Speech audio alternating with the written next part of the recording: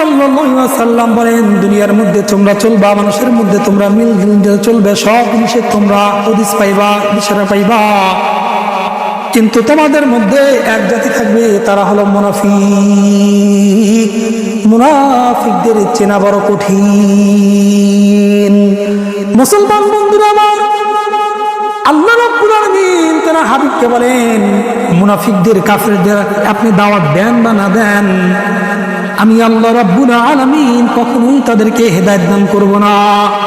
আল্লাহ রাব্বুল আলামিন সূরা বাকারা 2 নম্বর পৃষ্ঠায় বলেন, ইন্নাল্লাযীনা কাফারু সাওয়াউন আলাইহিম আনযারতাহুম আম লাম তুনজিরহুম লা ইউমিনুন। ওগো পয়গম্বর, আপনি মুনাফিকদেরকে, কাফেরদেরকে আপনি ভয় দেখান বা না দেখান, লা ইয়ারজিউন, তারা কখনোই মুসলমানদের ছাউনি তলে এসে কখনোই তারা দাখিল হবে না।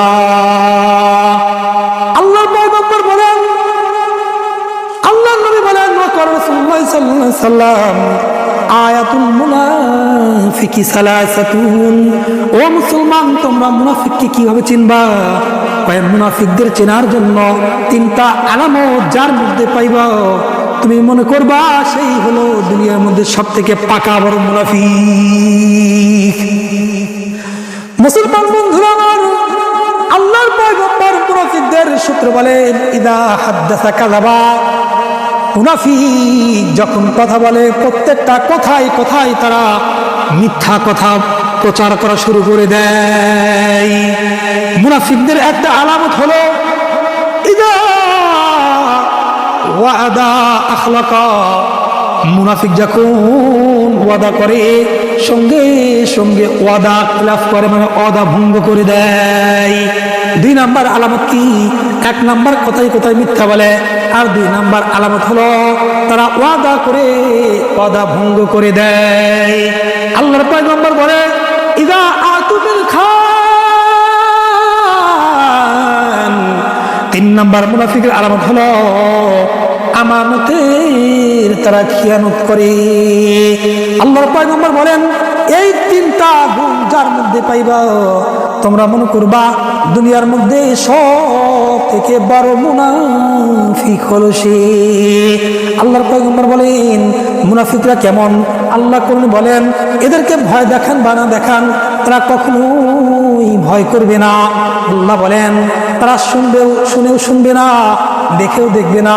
আল্লাহ কোরআন বলেন, খতামাল্লাহু আলা কুলুবিহিম ওয়া আলা সামইহিম ওয়া আলা আবসারিহিম গিশাওয়া ওয়া লাহুম আযাবুন আযীম। আল্লাহ বলেন, ওগো পয়গম্বর, তারা এমন মুনাফিক যাদের কলবের ভিতরে আমি আল্লাহ রাব্বুল আলামিন মহাকয় সিল মেরেছি। সিল মোহর মারার কারণে কলবের ভিতরে জিকির করবে না, জিকিরুল্লাহ। তাদের কলব দিয়ে কখনো আল্লাহ তাআলার নাম বের হবে না, তাদের কলব দিয়ে কখনো ভালো কথা বের হবে না, তাদের কলব কখনোই আল্লাহর জন্য কাঁদবে না। আল্লাহ নবীকে আল্লাহ রাব্বুল আলামিন বলেন, 2 নাম্বার পয়গম্বর, তাদের কানের ভিতরে আমি আল্লাহ রাব্বুল আলামিন, শ্রবণ শক্তির ভিতরে আমি আল্লাহ রাব্বুল আলামিন পর্দা ঢেলে দিয়েছি। তারা ভালো কথা কখনোই শ্রবণ করবে না, এক কান দিয়ে শুনবে, অন্য কান দিয়ে বের করে দিবে। এরা হলো কাফের, বেঈমান, মুনাফিক।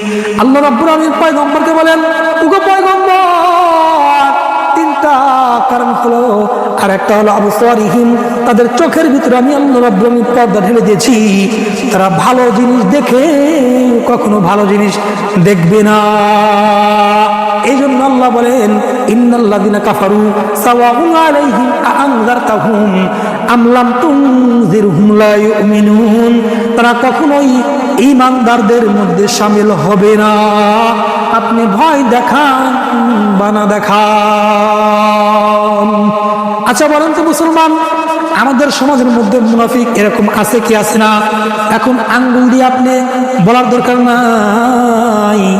এই 3টা গুণ যার মধ্যে সেটেল, দেখবেন মনে মনে আপনার হৃদয় আপনাকে দলিল দিয়ে, প্রমাণ দিয়ে আপনাকে বুঝিয়ে দিবে হলো মুনাফিক। এরকম মুনাফিক থেকে আত্মীয়তা বজায় রাখবেন, আত্মীয়তাবাদ দিবেন, মুনাফিক থেকে দূরে থাকবেন। মুনাফিকের সাথে দুনিয়াবি কোনো কথা চলবে না।